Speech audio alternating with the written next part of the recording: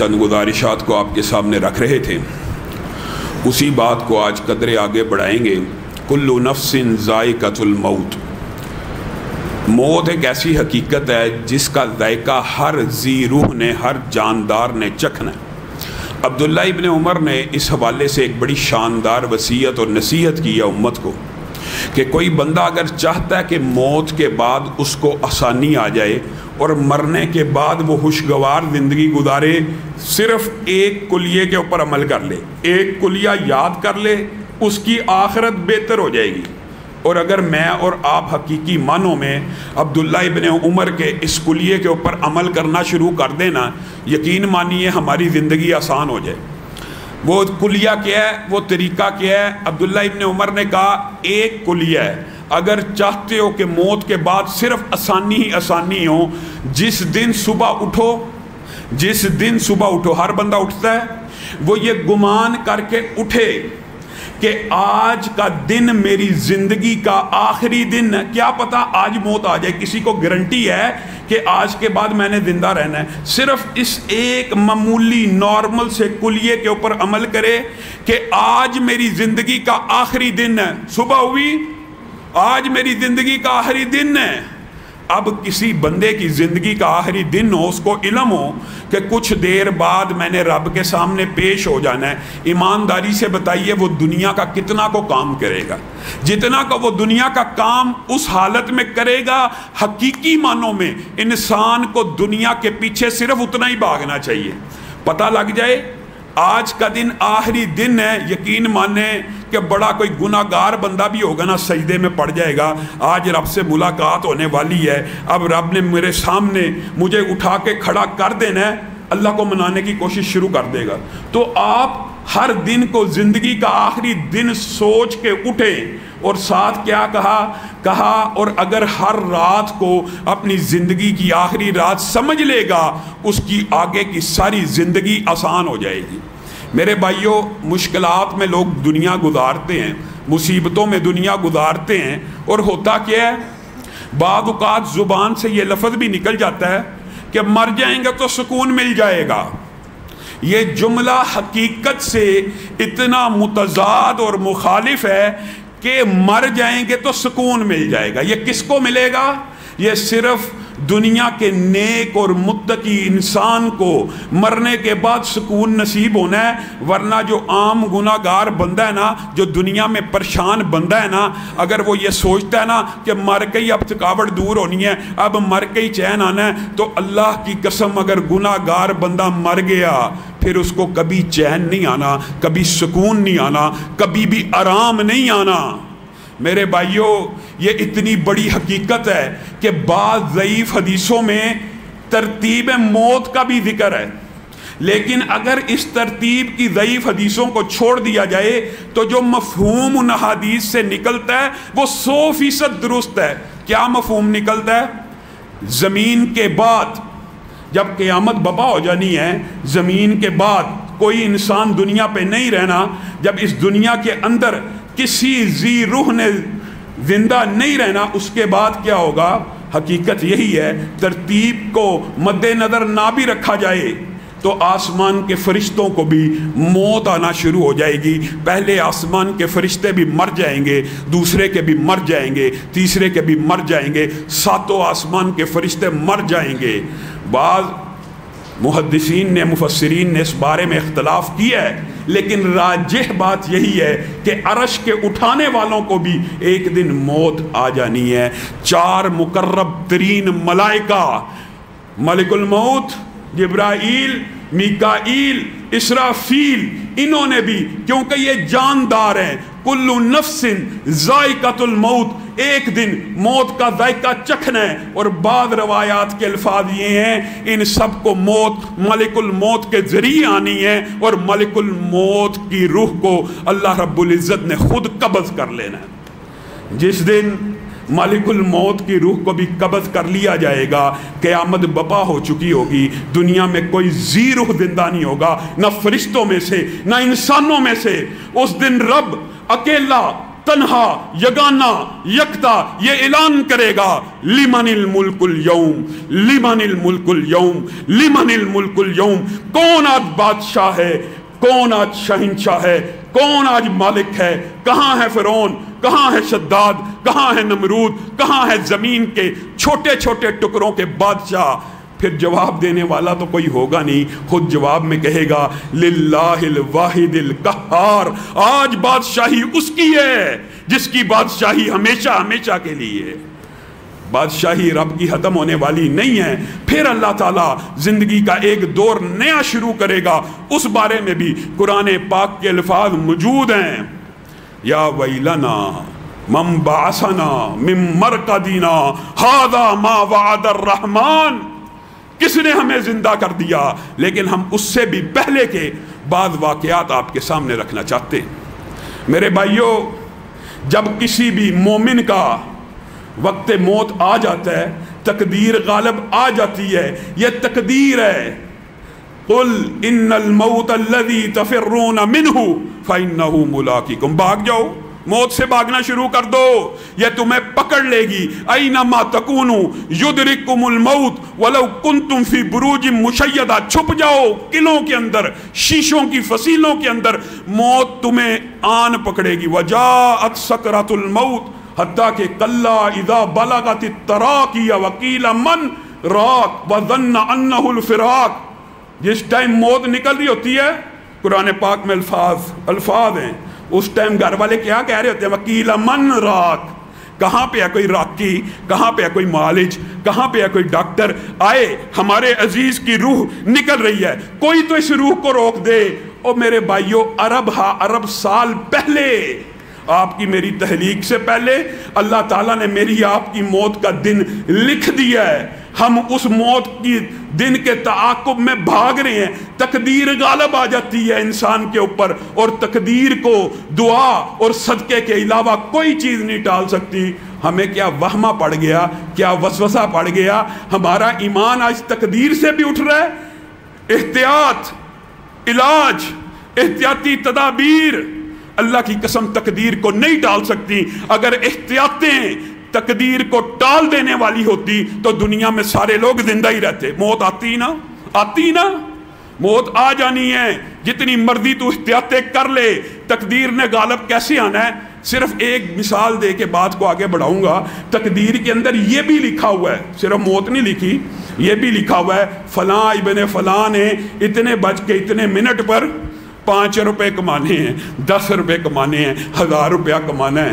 انسان کس دھوکے میں ہے؟ ما غرک بربک الکریم، اور تجھے کس نے اپنے رب کے بارے میں دھوکے میں ڈال دیا؟ تیرے رب نے تیری پیدائش سے پہلے، تیری پیدائش سے لے کے موت تک کا رزق لکھ دیا ہے، تجھے کس چیز نے دھوکے میں ڈالا ہوا ہے؟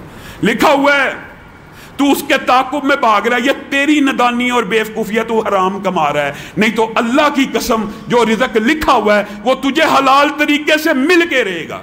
دنیا کی کوئی طاقت حلال طریقے سے تیرا وہ رزق نہیں چھین سکتی۔ تو سمجھتا ہے اگر میں نے ہوشیاری، چلاکی، دھوکہ، فراڈ، فریب، زبان کی تیزی نہ کی تو پیسہ نہیں آنا؟ حضرت علی نماز پڑھنے کے لیے اندر داخل ہو رہے ہیں، اور ذہن میں خیال کیا ہے، یہ جو باہر بندہ ہے جس کو میں گھوڑے کی حفاظت کے لیے کھڑا کر کے آیا ہوں، اس کو میں 3 درہم انعام دوں گا۔ یہ حضرت علی نے تقدیر کا باب ہمیں سمجھایا ہے، انعام دوں گا۔ باہر نکلے، گھوڑا تو کھڑا ہے، اس کے اوپر جو کاٹھی ہوتی ہے وہ غائب ہے۔ اب بازار کی طرف گئے، سامنے کاٹھی لٹکی ہوئی دیکھی، پوچھا یہ کیا ماجرا؟ یہ تو میرے گھوڑے کی کاٹھی ہے۔ کہا نہیں، ہم آپ کی تو نہیں ہے، ابھی ایک بندہ یہاں سے گیا ہے، ہمیں 3 درہم کی بیچ گیا ہے۔ حضرت علی آپ کو اور مجھے سمجھا رہے ہیں کہ اس کی تقدیر میں اتنے بج کے اتنے منٹ پر، سمجھانے کا انداز ہے کہ فلاں مقررہ وقت پر اللہ نے 3 درہم لکھے تھے۔ اللہ کی قسم صبر کر لیتا، علی کی جیب سے حلال پیسے کما لیتا، صبر نہ کیا، حرام کر کے بیچ دیا۔ لکھا ہوا تھا، ملنا تھا۔ کس نے آپ کو کہا کہ موت سے صرف احتیاطوں سے، سینیٹائزر سے بچ جائیں گے؟ نہیں بچ سکتے جو گھروں میں چھپے ہوئے ہیں۔ گھروں میں چھپنے والوں کو زیادہ خطرہ ہے۔ اور اب میں کیا کہوں، ہمارا موضوع نہیں ہوتا، لیکن دکھ ہوتا ہے بعض ڈاکٹرز کی باتیں سن کے یہ جو 22 کروڑ کی آبادی ہے نا، اس میں سے 1000 ابھی تک مریض نہیں بنا۔ انہوں نے کس قسم کا وویلا اور شور ڈالا ہوا ہے۔ آپ سوچیں اگر 1 لاکھ ہو جاتا، حالانکہ 22 کروڑ میں سے 1 لاکھ کا بھی شرح تناسب کسی اور بیماری کے مقابلے میں دیکھ لیجئے۔ اچھا عجیب بات یہ ہے، صرف اسی بیماری سے بچانے کے لیے سارے ڈاکٹر، سارے حکمران، ساری انتظامیہ ماشاءاللہ عوام کی اتنی مخلص ہو گئی ہے۔ یہ جو گندا زہریلا پانی پلا پلا کے لاکھوں ہر سال مارتے ہو، اتنے تم عوام کے مخلص ہوتے تو صاف پانی نہ فراہم کر دیتے؟ ڈینگی سے کتنے مر جاتے ہیں، نارمل فلو سے کتنے مر جاتے ہیں۔ یہ جو ایجنڈا آیا ہے، یہ بیرونی غلامی کا ایک ایجنڈا ہے۔ ہم کسی سازش کی بات نہیں کرتے، لیکن آپ خود بتلائیے کہ میت کا پوسٹ مارٹم نہیں ہونا، کیوں نہیں ہونا؟ میت کو غسل نہیں دینا، کیوں نہیں دینا؟ وجہ کیا ہے؟ آپ ان باتوں کے اوپر کبھی غور و فکر کریں گے، آپ کو ساری حقیقتیں کھل جائیں گی۔ اور اللہ کے فضل و کرم سے، اللہ کا یہ فضل و رحمت ہے، خبریں آ رہی ہیں، بعض حکومتی نمائندوں نے بھی رابطہ کیا ہے کہ انشاءاللہ آپ سب لوگوں کو عید کی نماز پڑھنے کی اجازت ہوگی اللہ کے فضل و کرم سے۔ یہ عجیب و غریب معاملہ ہے۔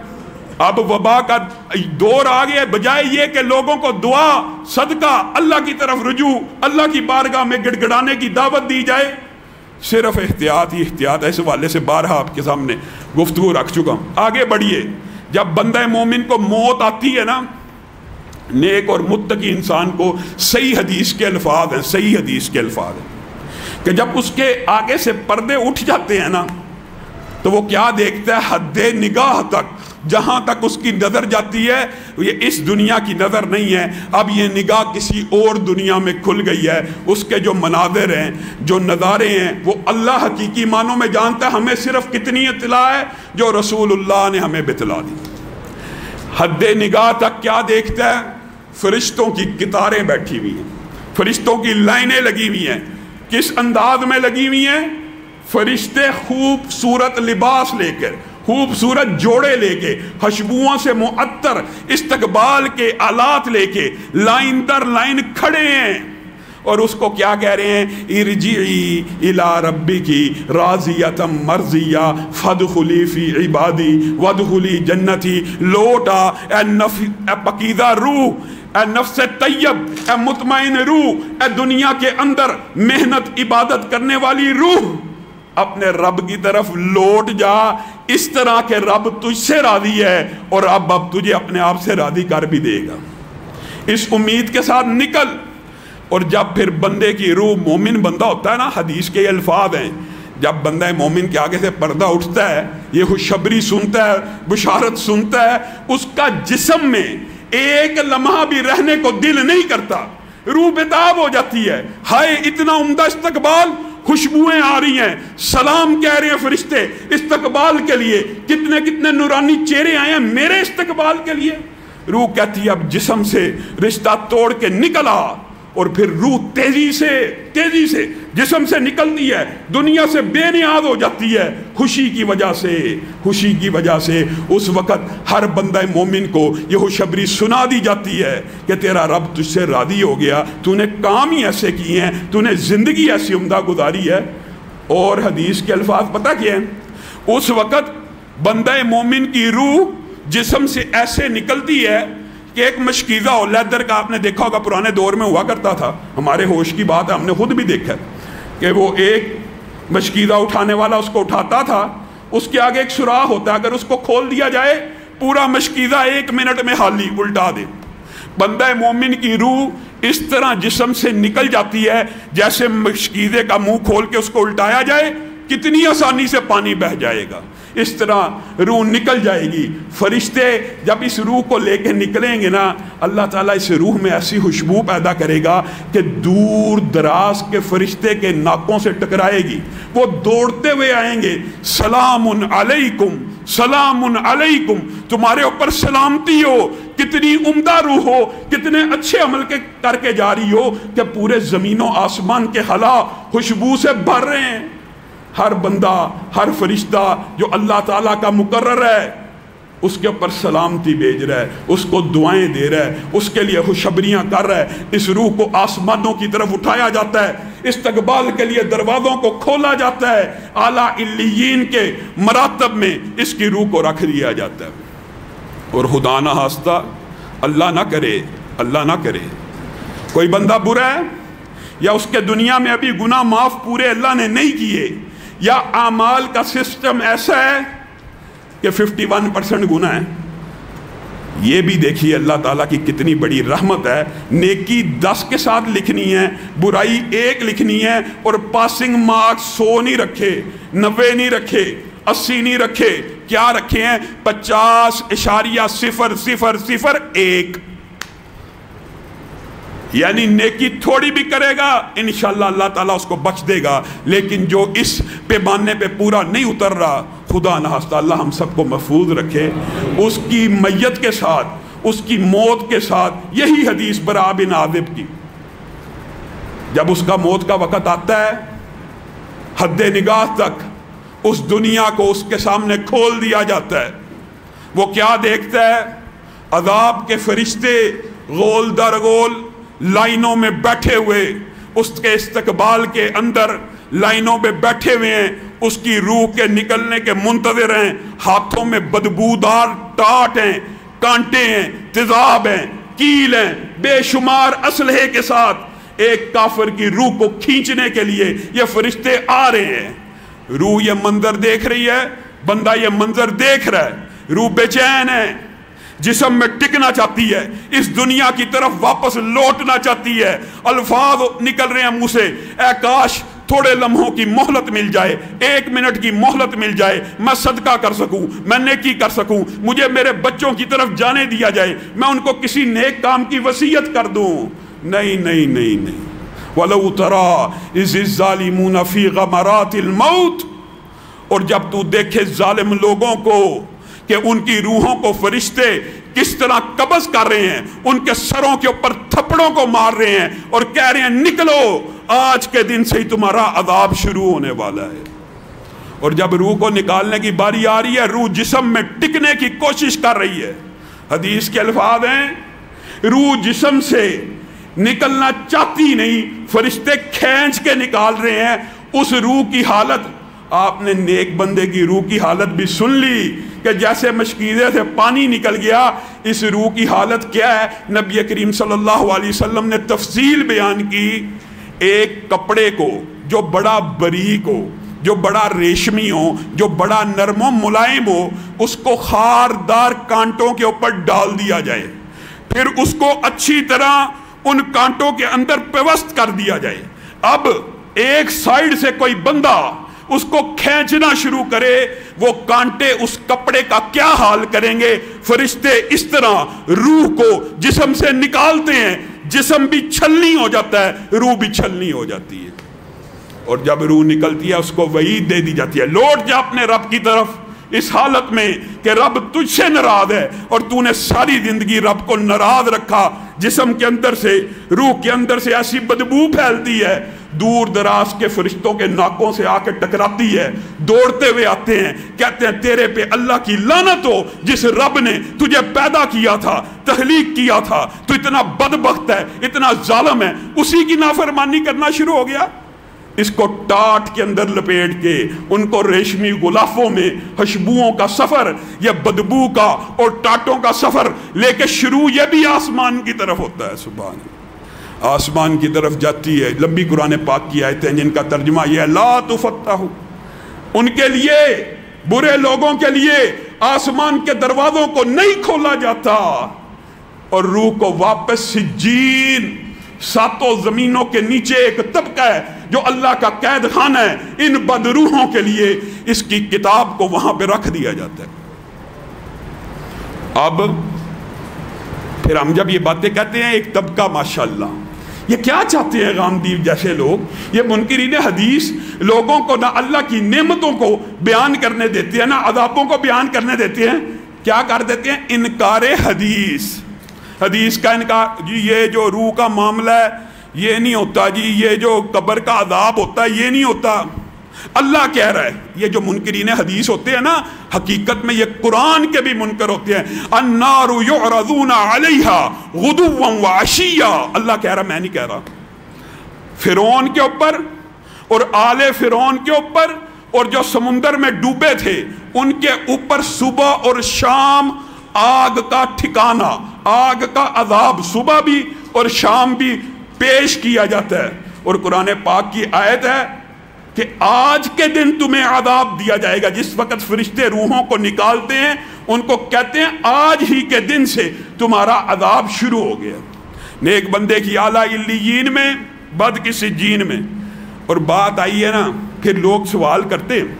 अवसर के बाद परसों लेक्चर दिया, बाद साथियों ने बाद में सवालात किए हुज्जियत हदीस के ऊपर कि ये जी बहुत बड़ा इतराज़ है, साहबा ने झूठ बोलते, इतने बदबख्त हैं, साहबा ने हदीस लिखी ही नहीं थी। अल्लाह की कसम, ये इतना बड़ा मुगालता, धोखा, झूठ मशहूर किया हुआ है। अब्दुल्ला बिन अमर बिन अलास इतने बड़े साहबी हैं, उनको भी बाद साथियों ने उस वक़्त ये बात की थी कि अब्दुल्ला क्या बात है, आप रसूलुल्लाह सल्लल्लाहु अलैहि वसल्लम की हर बात को लिख लेते हैं, रसूलुल्लाह ही बशर।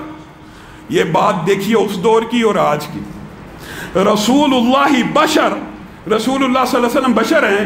यतकल्लमु फिल गज़बि वर्रिदा, रसूलुल्लाह सल्लल्लाहु अलैहि वसल्लम गुस्से में भी बोलते हैं और खुशी में भी बोलते हैं। आप हर बात को लिख लेते हैं, बाद में आने वाले लोगों को कैसे पता लगेगा ये बात खुशी में की थी, ये बात गुस्से में की थी।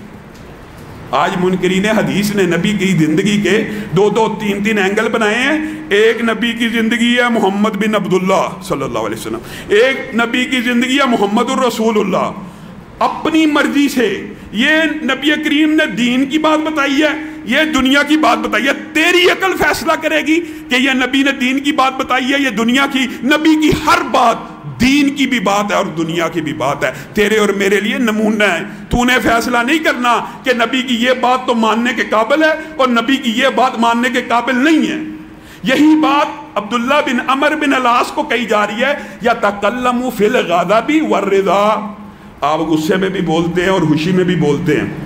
नबी करीम बाहर निकले, देखा आज अब्दुल्ला बिन अमर बिन अलास लिख नहीं रहे। बुलाया, लिखते क्यों नहीं? अल्लाह के रसूल, लोगों ने ये बातें मुझसे की हैं। नबी करीम सल्लल्लाहु अलैहि वसल्लम की पेशानी के ऊपर शिकन आ गई। क्या कहा? फवल्लज़ी नफ्सी बियदी, उस ज़ात की कसम जिसके हाथ में मैं मोहम्मद सल्लल्लाहु अलैहि वसल्लम की जान है। उस ज़ात की कसम जिसके हाथ में मैं मोहम्मद सल्लल्लाहु अलैहि वसल्लम की जान है। मा यखरुजु मिन्हु इल्ला हक्कुन, लिखो उक्तुब, ऐ मेरे बेटे अब्दुल्ला लिखा कर, मैं अल्लाह की कसम खा के कहता हूं इस जुबान से हक के अलावा कुछ नहीं निकल सकता। ये आपको किसने मुगालता डाल दिया कि रसूलुल्लाह की ये बात दुनियावी, दाढ़ी जी उन्होंने दुनियावी अमूर में रखी थी। ये किसने मुगालता डाला? ये किसने वसवसा डाल दिया?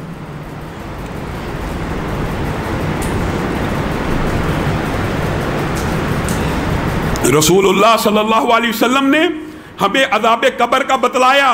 क्या कहा? क्या कहा? कहा अज़ाब कब्र इतनी बड़ी हकीकत है, इतनी बड़ी हकीकत है कि अल्लाह ताला अपनी मखलूकात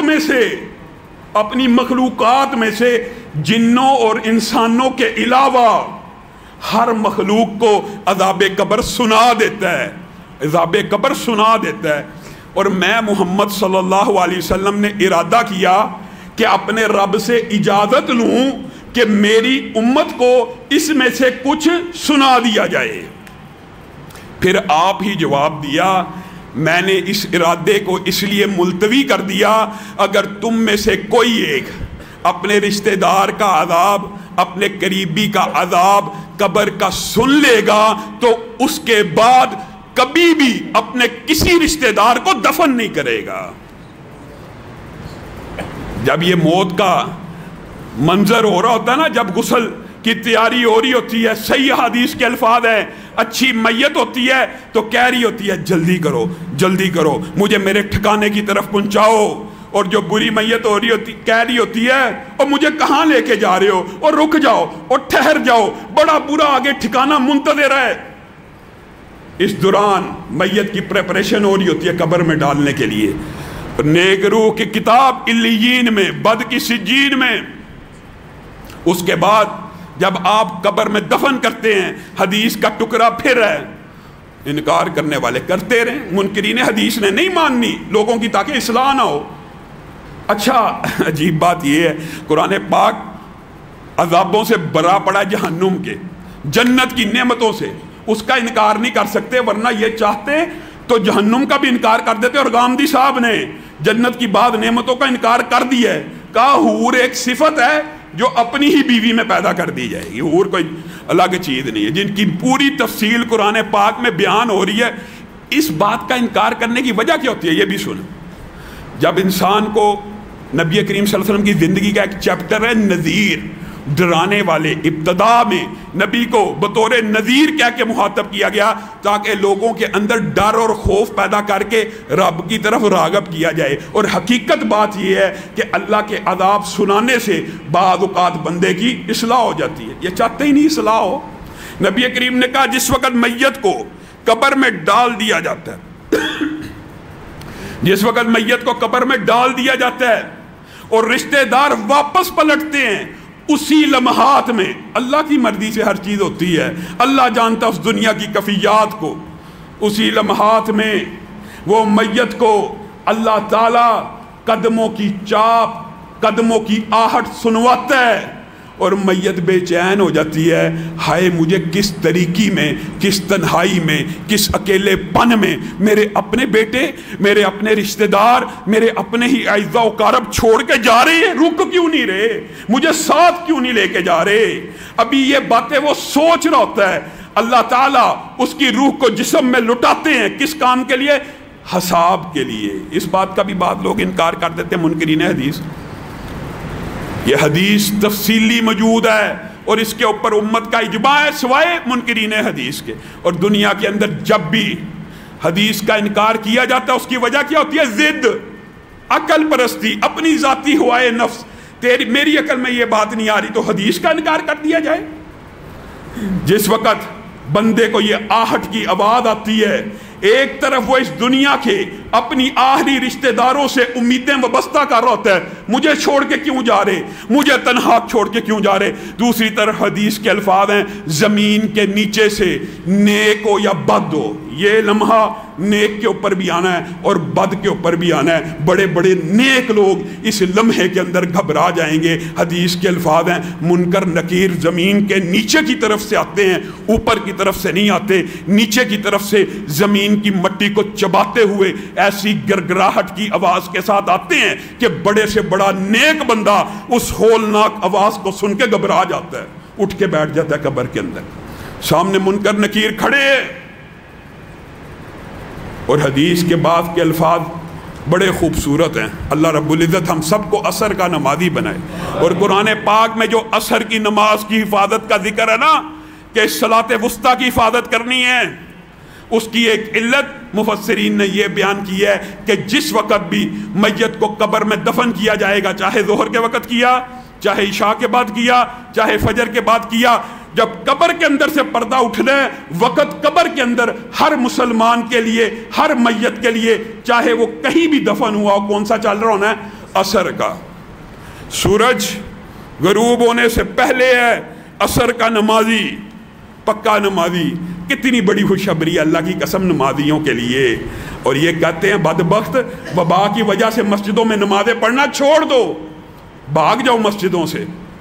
عصر کا نمازی، اس کو خوشخبری دنیا میں بھی ہے۔ نبی کریم نے کہا تھا جو بندہ عصر کی نماز ایک فوت کر دیتا نا، صرف ایک عصر کی نماز مسجد سے رہ جاتا ہے، صرف ایک عصر کی نماز مسجد سے چھوڑنے والا، وہ ایسے ہے جیسے اس کی دنیا کا سارا مال، ساری اولاد ہلاک ہو گئی۔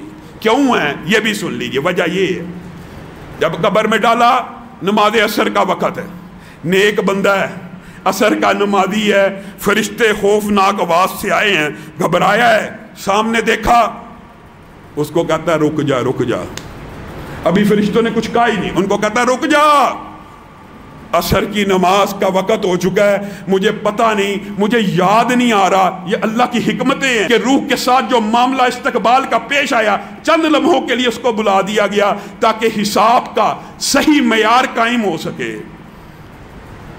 رک جائیے، असर की नमाज का वक़्त है, पहले मैं नमाज को कायम करूँगा, फिर आपकी बातों का जवाब दूँगा।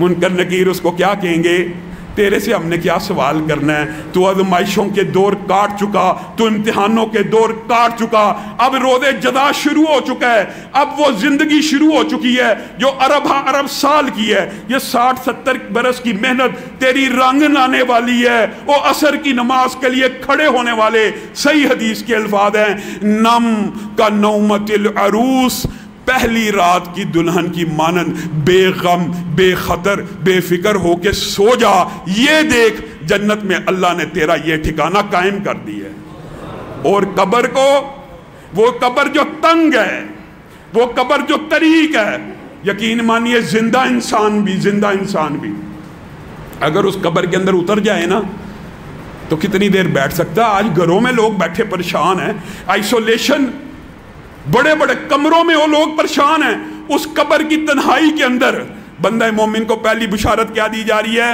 ये तेरा जन्नत में ठिकाना है। और हदीस के अल्फाज हैं, उसकी कब्र से लेके जन्नत तक के फासलों को उसकी आंखों के सामने खोल दिया जाता है। उसको अपनी कब्र इतनी वसी लगती है जैसे लाखों मीलों पे फैली हुई है। आराम से पुरसकून नेमतों वाली नींद। और खुदा न हास्ता ये बात भी है, एक हदीस ये भी है कि जो मट्टी है ना, जिसका मफहूम ये है, जब भी किसी भी इंसान को कब्र में उतारा जाता है, मट्टी को ऑटोमेशन सिस्टम पे अल्लाह ने लगाया हुआ है। हर कब्र वाले के लिए एक मर्तबा कब्र उसके आमाल के मुताबिक उसके करीब आती है। अगर अल्लाह का गुलाम है, कुरान पढ़ने वाला है, सदका देने वाला है, जिस्म को हल्का सा टच करती है, उसके जिस्म की नेकियों का ख्याल करके फैल जाती है। और अगर बुरा है तो पहला अजाब बगैर मुनकर नकीर के आई। और बाद ने कहा तरतीब का अल्लाह रब्बुल इज़्ज़त को पता है, और अल्लाह ही को हकीकत में पता है कि तरतीब कौन सी है। जैसे कब्र में मुर्दा उतरा बद, अमाल बुरे हैं, ऑटोमेशन सिस्टम, मट्टी आपस में मिल जाएगी और चंद मिलीमीटर के अंदर उस बदबख्त इंसान के जिस्म को पीस के रख दिया जाएगा। अल्लाह रब्बुल इज़्ज़त हम सबको इससे महफूज रखे। सिर्फ ये बाब बयान करके मुनकर नकीर का इंशाअल्लाह बाकी इस हवाले से बात को कल बयान करेंगे। जब ये बुरा बंदा कब्र में उतरता है, परेशान है, कदमों की आहट, आवाज़ें दे रहा है, क्यों छोड़ के जा रहे हो, यहां से गिरगिराहट की आवाज़, और परेशान, यहां से सवालों जवाब शुरू, असर का वक्त, बेनमाज, पता ही कोई नहीं, घबरा रहा है, परेशान, कौन हो तुम और किसको मानते थे, किसी सवाल का जवाब ही नहीं आ रहा। पहला अजाब, 3 सवाल किए, तीनों ही नहीं आए।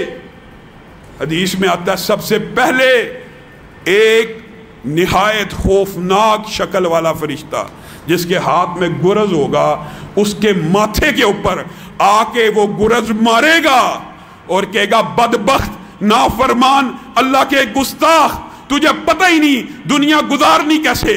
तुझे लोगों ने बताया था नमाज पढ़ा कर, रसूलुल्लाह के पीछे चला कर, अल्लाह के साथ शिरक न किया कर, तूने किसी की बात के ऊपर कान नहीं धरा। पहला हमला।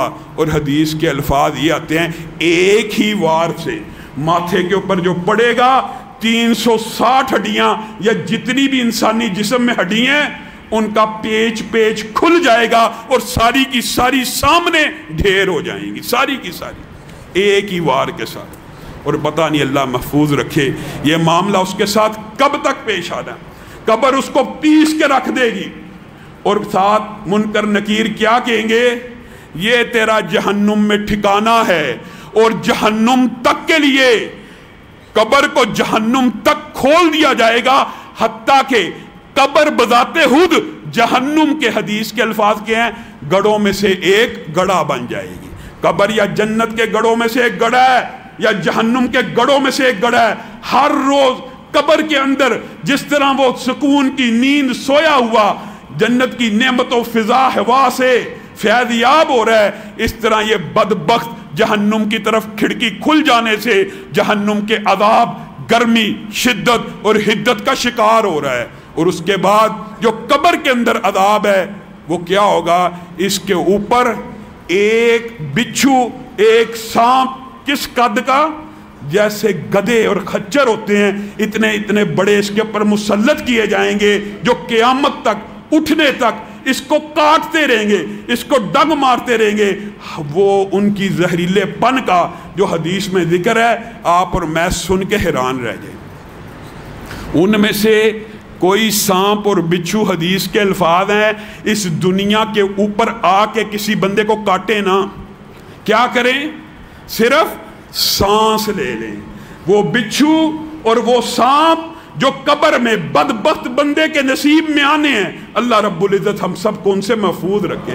وہ اس دنیا میں آ کر صرف سانس لے لیں تو قیامت تک زمین کے اوپر کوئی سبزہ نہ اگے۔ اللہ رب العزت ہمیں ان عذابوں سے محفوظ فرما اور ہم سب کو نیک لوگوں میں شامل فرما، ہماری روحوں کو اعلیٰ علیین میں جگہ نصیب فرما۔